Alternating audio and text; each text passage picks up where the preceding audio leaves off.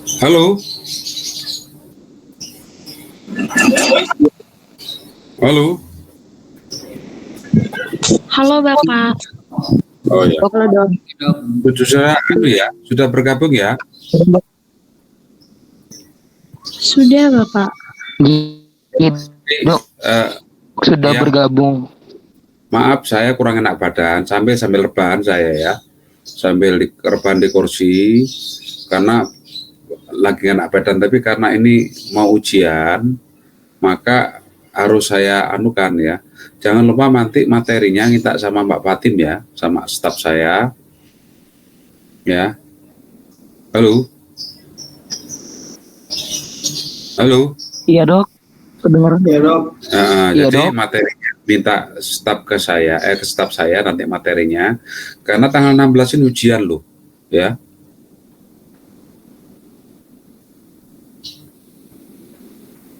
Itu dikendalikan oleh staf saya di kantor, saya masih ada di rumah. Jadi hal-hal yang lain nanti apa namanya minta ke Mbak Fatim ya. Baik ya, kita awali dengan ucapan Assalamualaikum warahmatullahi wabarakatuh, Om Swastiastu, Salam Namo Buddhaya, salam kebajikan. Selamat siang. Silakan Mbak Fatim, di-share Mbak Fatim, materinya Mbak Fatim.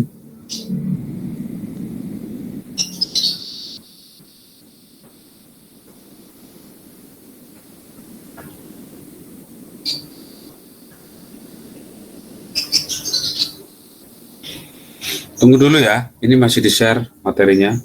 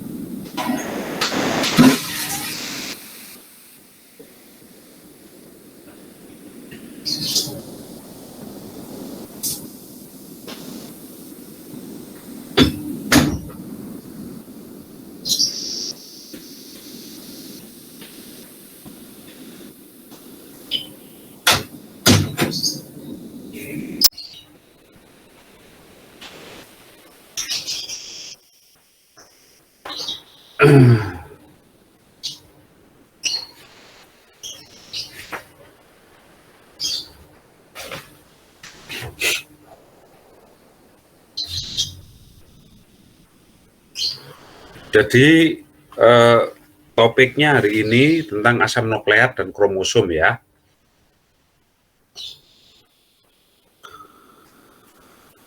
Silakan slide yang kedua Mbak Fatim. Jadi di dalam pengantar ini akan saya ilustrasikan bahwa mengapa domba selalu melahirkan domba ya. Kemudian mengapa ayam selalu melahirkan ayam. Dapatkah sapi melahirkan kambing atau ayam? Nah ini pertanyaannya ya. Saya kira enggak ya. Nah kira-kira misteri apa yang ada di dalam peristiwa apa namanya biologi yang ada di dunia ini? Kita perhatikan berikutnya slide. Bahwa apa namanya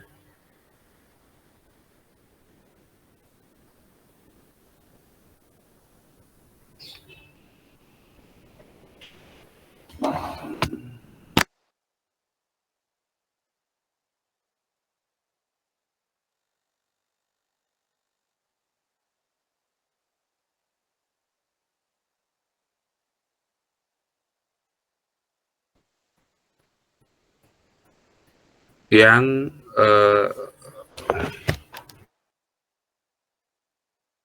agak nggak enak posisinya.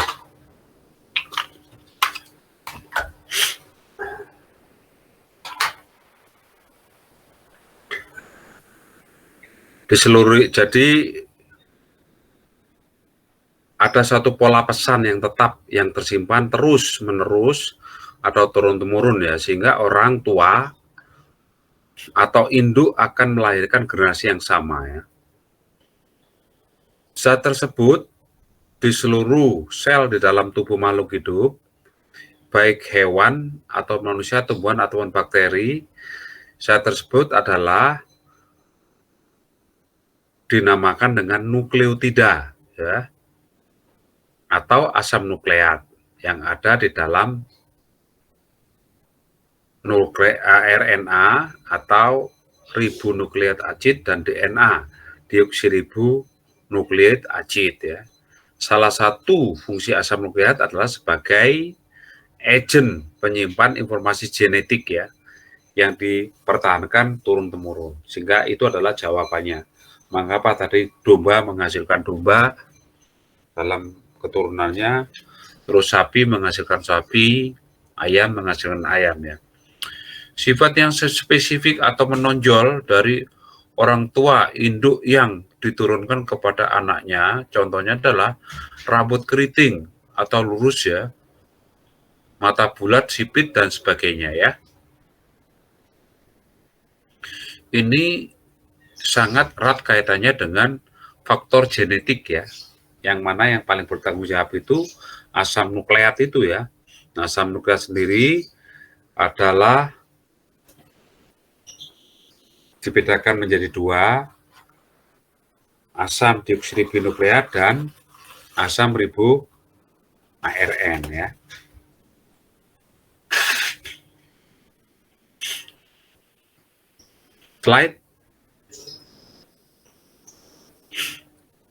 Slide, Mbak.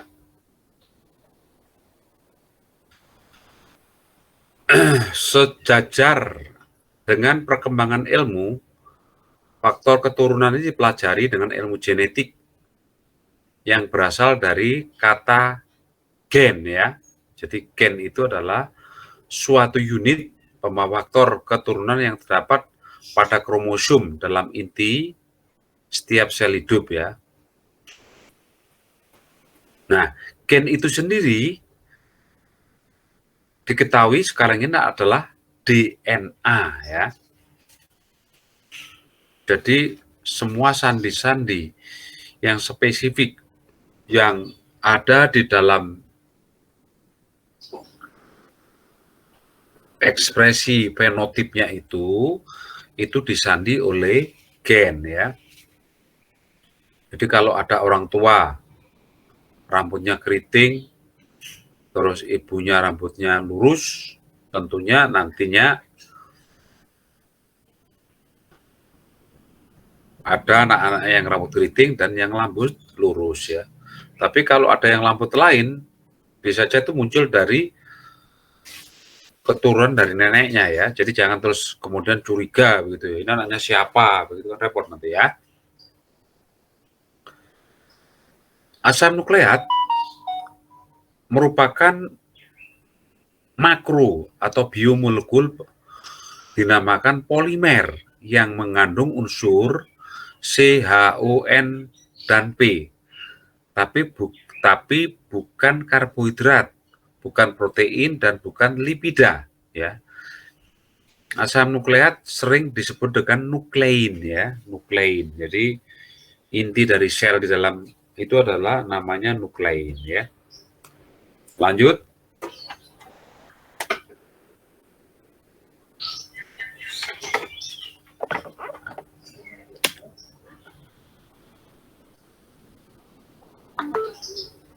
Asam nukleat itu terdiri dari 3 komponen ya. Yang pertama adalah basa nitrogen yang heterosiklik ya, yang terdiri dari basa purin yang komponennya adalah adenin, dilambangkan dengan A dan guanin ya dilambangkan dengan G. Sementara basa purin pirimidin adalah terdiri dari urasil, sitosin dan timin ya. Komponen yang berikutnya adalah karbohidrat dalam bentuk pentosa ya. Jadi di situ ada dekstra ribosa RNA dan beta dekstra deoksiribosa ya. Yang D itu untuk RNA, yang ribosa itu untuk RNA, yang deoksiribosa itu pada DNA ya. Deoksinya berarti pengurangan deoksi itu pengurangan ya. Pengurangan atom oksigen ya. Jadi kurangnya atom oksigen itu merupakan komponen dari DNA. Sementara yang tidak dikurangi yang bukan deoksi adalah ribosa. Yang ketiga adalah asam folat ya. H3PO4. Asam fosfat ya. H3PO4.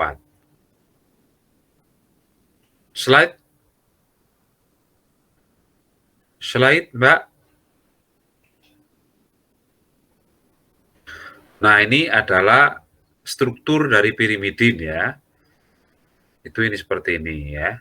Itu strukturnya. Lanjut.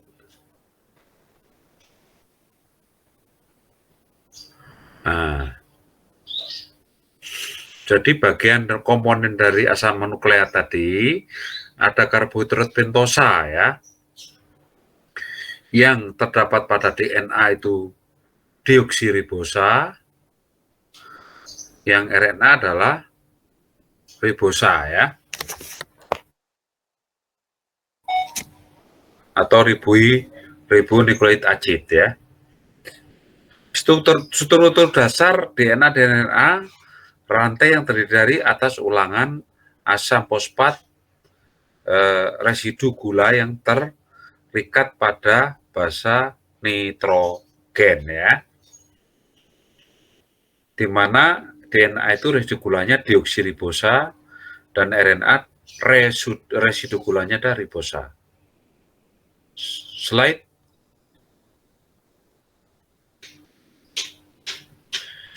Nah, ini adalah gambaran dari pentosanya tadi ya. Yang satu ini ribosa, itu lihat itu, perhatikan itu ya. Yang deoksiribosa itu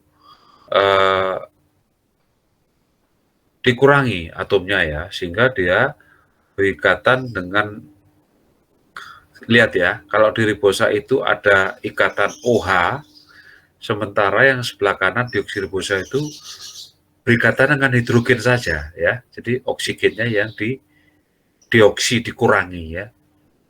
Kalau kalian dengar kata dehidrasi, berarti adalah di situ pengurangan cairan ya, dehidrasi. Ini dioksi, oksi itu adalah oksigen, dionya itu adalah pengurangan. Yang mana dioksinya itu terdapat pada DNA. Lanjut.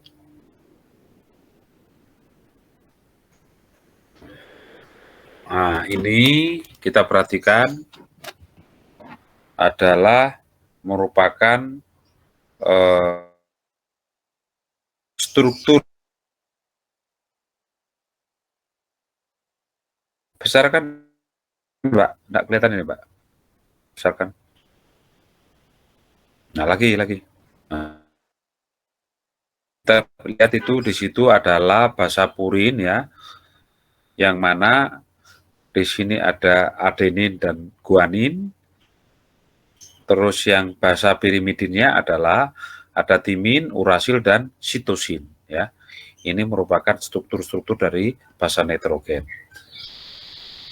Lanjut.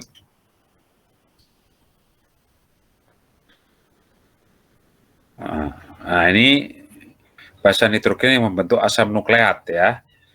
Sekali lagi saya ulang, itu terdiri dari adenin dan guanin, pirimidin, sitosin, dan timin ya. DNA adenin, guanin, sitosin, dan timin. RNA adenin, guanin, sitosin, dan urasil. Jadi di dalam RNA itu tidak ada timin ya, diganti dengan urasil. Sekarang urasil itu adalah kalau kita pecah komponennya, laktam dalam bentuk keto, yaitu dalam pH cairan tubuh ya. Sementara laktim adalah dalam bentuk enol. Nah itu. Lanjut.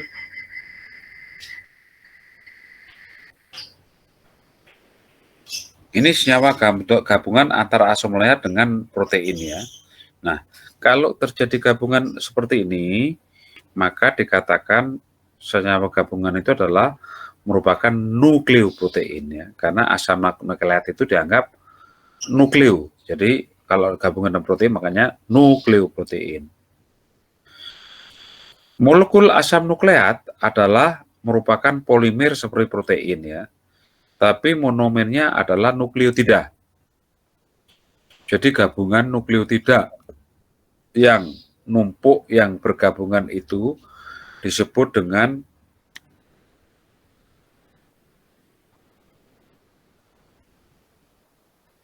asam nukleat ya. Jadi gabungan atau polimer dari nukleotida itu adalah asam nukleat.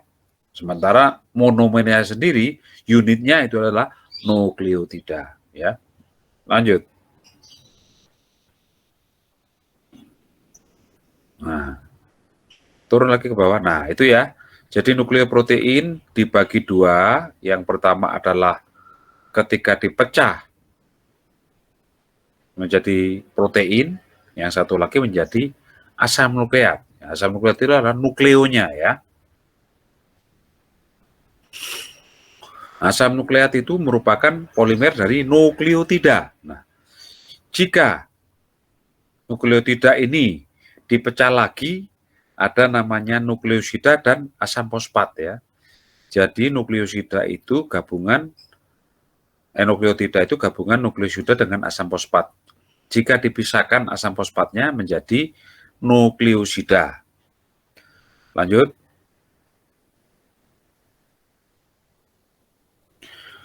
Nah, nukleosida inilah terdiri dari basa purin dan basa pirimidin sekaligus gabungan dari dengan pentosa ya. Jadi kalau nanti ada soal yang pertanyaannya adalah nukleosida itu terdiri dari apa? Terdiri dari basa nitrogen dan pentosa. Nukleotida terdiri daripada apa? Nukleosida dan asam fosfat. Lanjut. Nah, ini adalah merupakan struktur dari guanisin ya, guanosin ya. Turun ke bawah, Pak. Turun ke bawah. Terus, nah ini. Jika nukleoprotein dihidrolisa sempurna, akan menghasilkan protein, asam fosfat, basa purin atau pirimidin, dan pentosa. Dan nukleosida ini merupakan basa purin atau pirimidin dengan ribosa dan deoksiribosa ya. Ini gambarannya ya. Nah, seperti itu. Lanjut.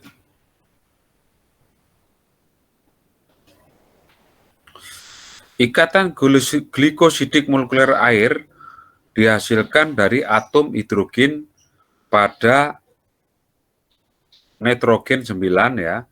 Basa purin dengan gugus OH pada atom C dari pentosa ya. Itu adalah merupakan tabelnya ya. Basanya adenin, guanin, urasil, sitosin, dan timin. Ribonukleosidanya adalah adenosin ya. Ini penamaan ya. Dalam bentuk ribonukleosida. basanya itu akan menjadi adenosin, ya, guanosin, uridin, dan sistisin dan timidin. Sementara pada deoksiribosa akan menjadi deoksi guanisin, dan uridin, ya. Lanjut. Slide. Nah, nukleotida di alam, ya, dalam alam, terutama dalam bentuk ester, ya, yaitu ester fosfat dikatakan sebagai nukleotida, ya. Pada ribosa ada 3 tempat fosfat dapat membentuk ester, yaitu pada C aksen 2, C aksen 3, dan C pada aksen 5. Pada 2 aksen deoksiribosa hanya ada 2 tempat untuk membentuk ester fosfat pada posisi 3 dan 5. Paling dominan glukosa fosfat posisi 5, ya, paling banyak dalam jaringan biologis. Nukleotida sangat penting, ya. Adenosin monofosfat, adenolit, ya, yaitu AMP, dikatakan di sini karena mempunyai 1 fosfat, ya, dikatakan adenosin monofosfat. Jika derivatnya ini 2 fosfatnya akan menjadi adenosin difosfat dan seterusnya, ya. Ke atas, Mbak. Tarik ke atas. Nah, fungsi daripada nukleotida yang sangat penting itu adalah sebagai penyimpanan dan pemanfaatnya energi metabolisme sel, ya. Jadi metabolisme sel itu merupakan energi penting, ya, dalam proses metabolisme, ya, yaitu AMP, ADP, dan ATP, itu, ya. Kemampuan menerima dan memberi gugus fosfatnya, ya. Naik ke atas. Nah, ini nukleotida sebagai pembawa bahan membentuk dasar molekul UDP, uridin difosfat, bertugas sebagai pembawa residu gula untuk sintesis polisakarida, ya. Contohnya adalah gluridin difosfat, yaitu merupakan donor residu gula glukosa untuk pembentukan glikogen. Sementara kolinsitidin difosfat sama donor, ya, kolin untuk biosintesa fosfogliseridat yang mengandung kolin, ya. Kita lihat di sini adalah tabel nomenklaturnya, ya. Pada ribonukleotida, dan deoksiribonukleosida, basanya adalah bentuk adenin, guanin, sitosin, dan urasil, ya. Yang mana monofosfatnya itu ada adenosin monofosfat, ADP, ATP, DAMP yang mono ini juga demikian, di, ya, dan tri. Ini adalah pada deoksiribosa.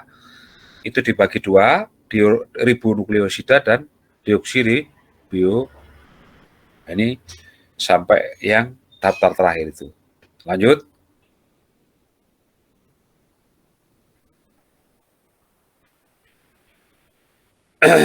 Kembali lagi kepada asam nukleat, ya. Kita lihat asam nukleat tadi dibagi 2, yaitu DNA, terdiri atas 2 atau lebih rantai polinukleotida yang tersusun dalam struktur helix, ya. Alasan utama di mana para ahli penggandaan yang sangat tepat sesuai dengan informasi genetik, ya. Molekul DNA berhasil dari bermacam-macam sel yang terdiri atas 4 unit mononukleotida, yaitu AMP, DTMP, dan DCMP, ya. Dan beberapa derivat bermetilasi dari basa tersebut. Pada asam nukleat, bobot molekulnya tinggi ya, dan ini susah untuk diisolasi. Lanjut.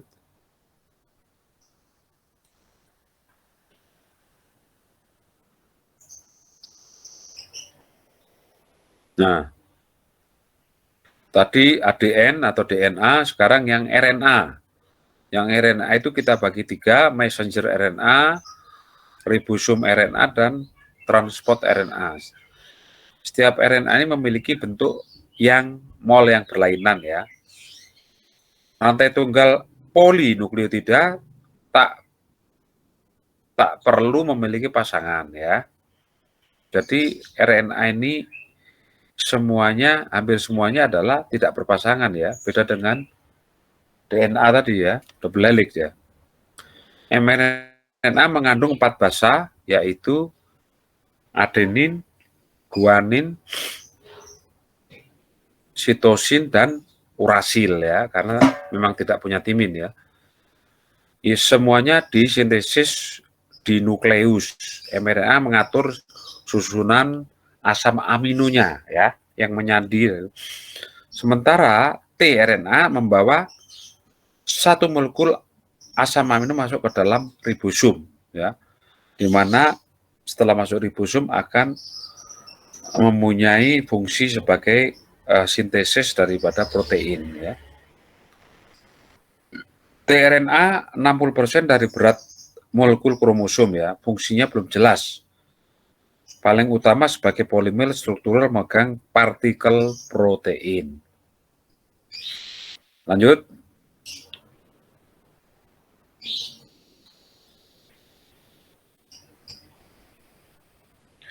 Sekarang apa peran yang menghidrolisis asam nukleat, yaitu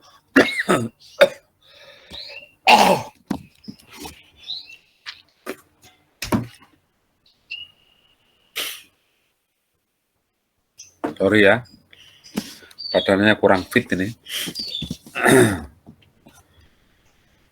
Enzim hidrolisis asam nukleat, yaitu enzimnya adalah endonuklease dan eksonuklease ya.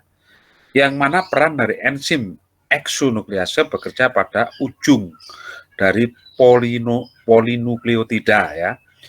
Sementara enzim endonuklease bekerja pemutus secara acak jembatan fosfodiester dan rantai polipeptida. Enzim A dan B, enzim eksonuklease ya.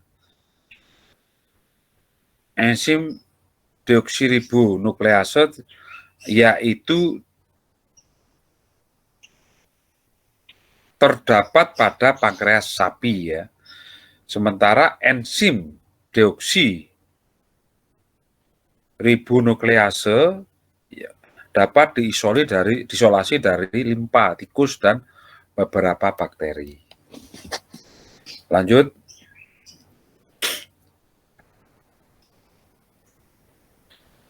Hidrolisis asam lemak, asam nukleat dengan asam atau basa.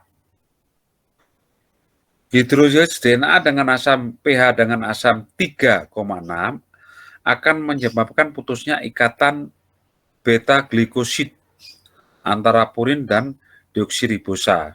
Sedangkan ikatan antara pirimidin dan deoksiribosa dan ikatan antara unit-unitnya mononukleotidanya tidak berubah. DA yang tertunda, tidak ada purin, asam apurinat ya, cara-cara yaitu pada asam apirinida ya. Yang kedua, hidrolisis RNA dengan basa ya akan memutuskan ikatan gugus hidroksil pada dua aksen ribosanya ya.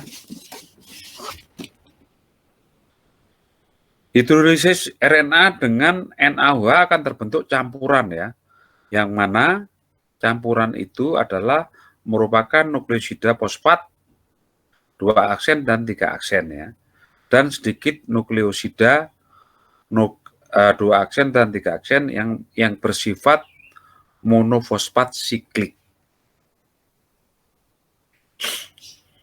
Lanjut.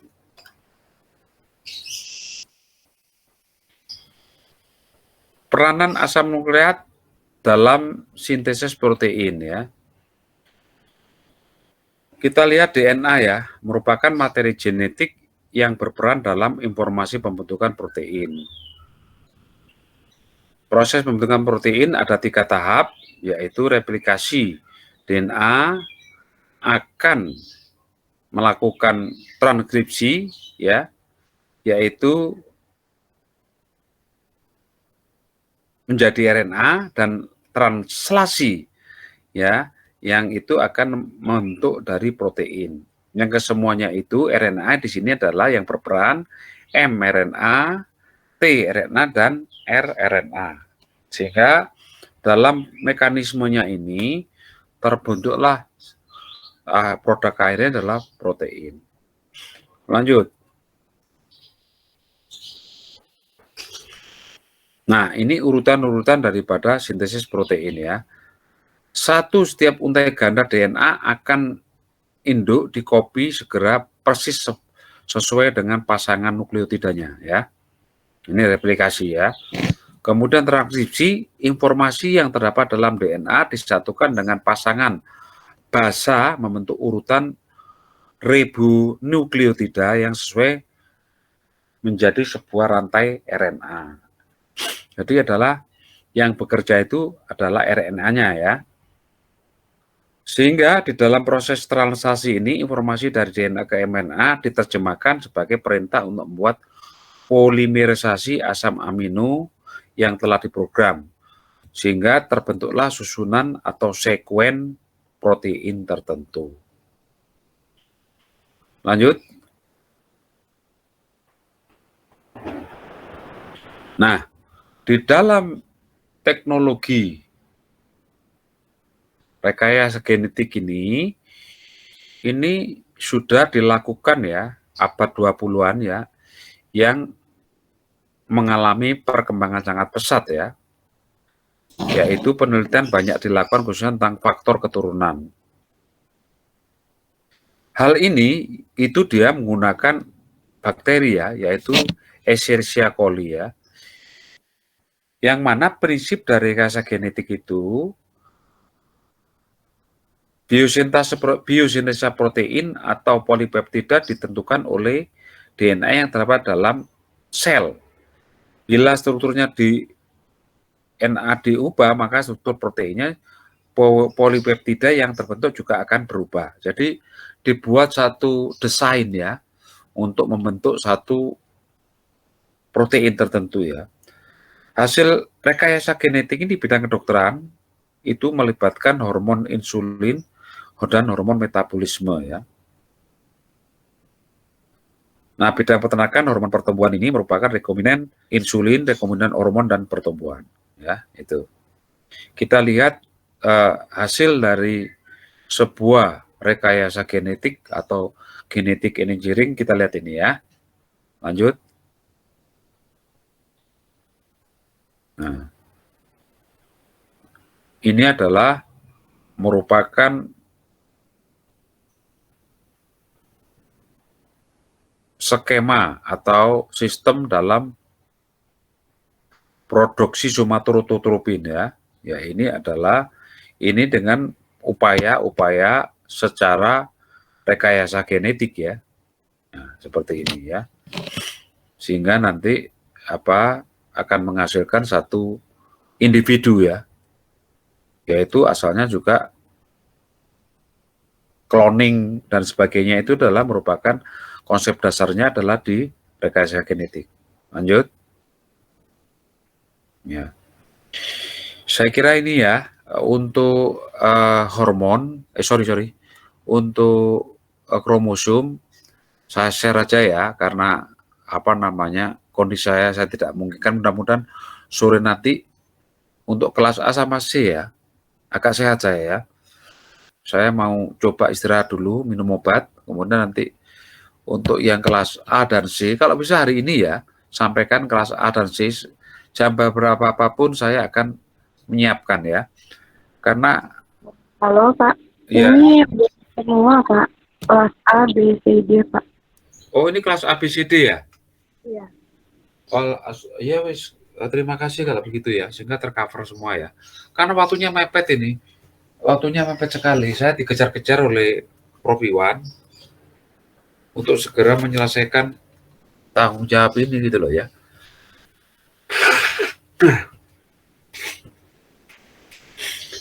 Pak Patin, tolong di-share ya Pak Patin kepada Iya, Pak sudah Kopti. Pak.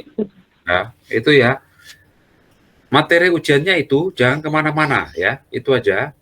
Jadi jangan sampai ada kejadian seperti yang sekarang ini ada yang ngulang ya, sehingga kita merepotkan itu. Yang ngulang ini kebetulan tidak sesuai dengan jadwal yang sudah diprogram oleh fakultas ya, oleh tim akademik ya. Mereka benturan dengan farmakologi. Ini akan membuat kita masalah lagi, nah seperti itu ya. Sehingga untuk yang semester ini yang tidak yang ada kakak kelas Anda yang ngulang ini terpaksa ujian sendiri nih. Nah, seperti itu. Ada pertanyaan kira-kira? Nah, ya. Halo?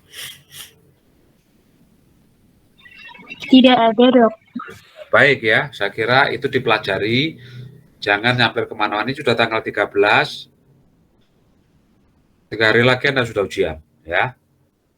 Saya sengaja, saya cuplik dari beberapa materi yang saya sampaikan ini, supaya kalian nanti kita harapkan lulus semua ya. Kalau Anda nggak malas, saya kira lulus semua ini. Kurang lebihnya saya mohon maaf.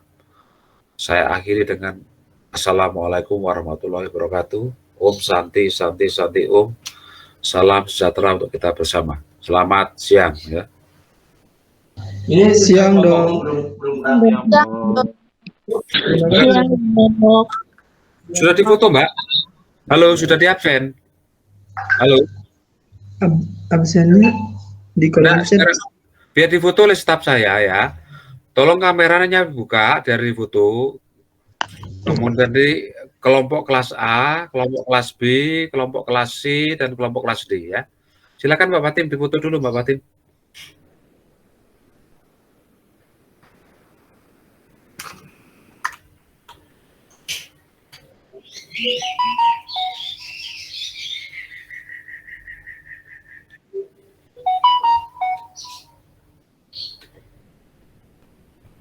Dibuka dulu kameranya ya.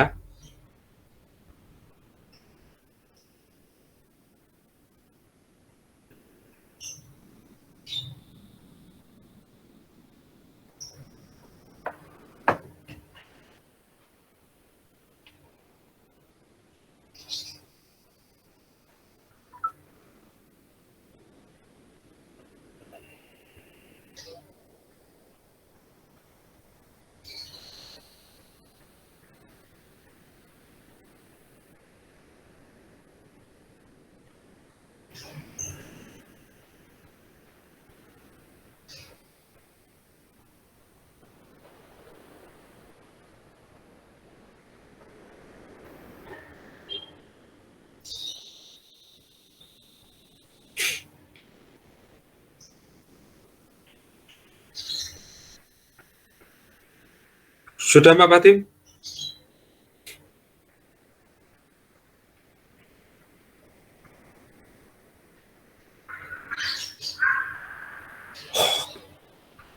Sudah Mbak Fatim? Kalau sudah, kirim ke saya, nanti tak kirim ke admin ya. Sudah katanya? Sudah difoto?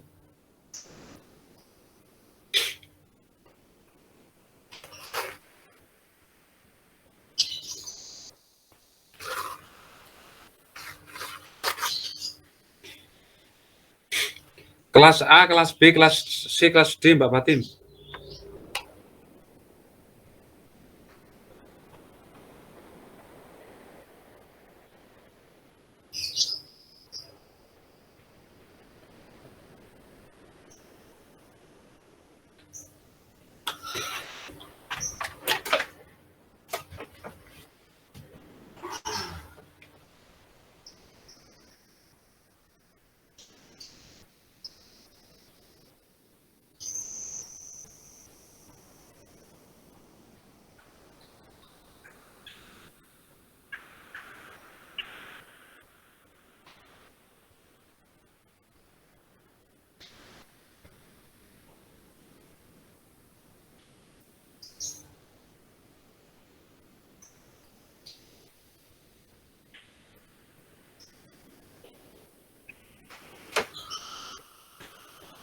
Kalau sudah, silakan exit sudah ya.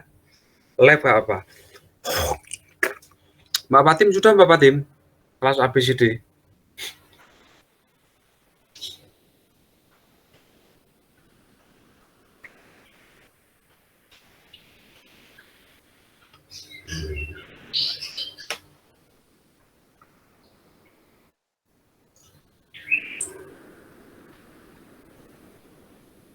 Baik adik-adik ya, ini sudah ada laporan, sudah di-absen semua. Silakan Anda live ya, silakan. Sudah ditutup Mbak Patim.